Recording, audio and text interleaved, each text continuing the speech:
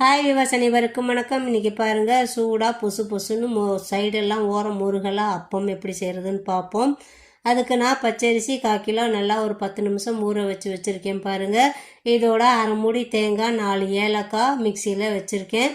அந்த பக்கம் வெல்லம் ஒரு 150 கிராம் வெல்லம் அடுப்பில் வானலில் ஊற்றி ஒரு அரை டம்ளர் தண்ணி ஊற்றி ஒரு கொதிக்கட்டும். இந்த பக்கம் ஆட்டுறதுக்குள்ளே அந்த வெல்லம் இந்த மிக்சியில் நாங்கள் ஊற்றிடணும். இப்போ பாருங்கள், தேங்காவோட பச்சரிசியும் சேர்த்து நல்லா கொரப்பாக நல்லா அரைச்சிக்கிட்டு இந்த பாகு எடுத்து அந்த சூடோடவே இதில் நீங்கள் ஊற்றுனீங்களா அப்பம் கொஞ்சம் சாஃப்டாக வரும். அதுக்காக தான் இந்த மாதிரி பண்ணுறோம். இப்போது இந்த வெள்ளை கரைசலை இதில் ஊற்றி நல்லா நைஸாக அரைச்சிடுவோம். அரைச்சதுக்கப்புறம் இங்கே பாருங்கள், மாவு அவ்வளோ சாஃப்டாக இருக்குது. ஒரு 10 நிமிஷம் ஊற வச்சா போதும். ஊற வச்சு உடனே நீங்கள் அப்பங்களாக ஊற்றிடலாம்.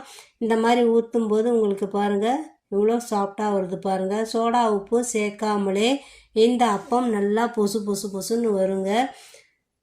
அதுக்கு காரணம் அந்த சூடோடு நாங்கள் வெல்லம் சேர்க்குறதான் காரணம். இப்போ பாருங்கள், நல்லா பொசுன்னு அப்பம் ரெடி ஆயிடுச்சு. 10 நிமிஷத்தில் நீங்கள் பண்ணிடலாம். அரிசி இதெல்லாம் ஊற வச்சுருந்தாலே போதும். சுடுறதுக்கு ஒரு 10 நிமிஷம்தான் ஆகும்.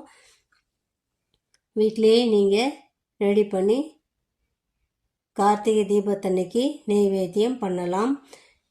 இந்த நேரத்தில் கோதுமை மாவு, ரவை இதெல்லாம் சேர்த்து பண்ணுறதை விட நெய்வேத்தியத்துக்கு பச்சரிசி உகந்தது. அதனால தான் நான் பச்சரிசியில் பண்ணியிருக்கேன்.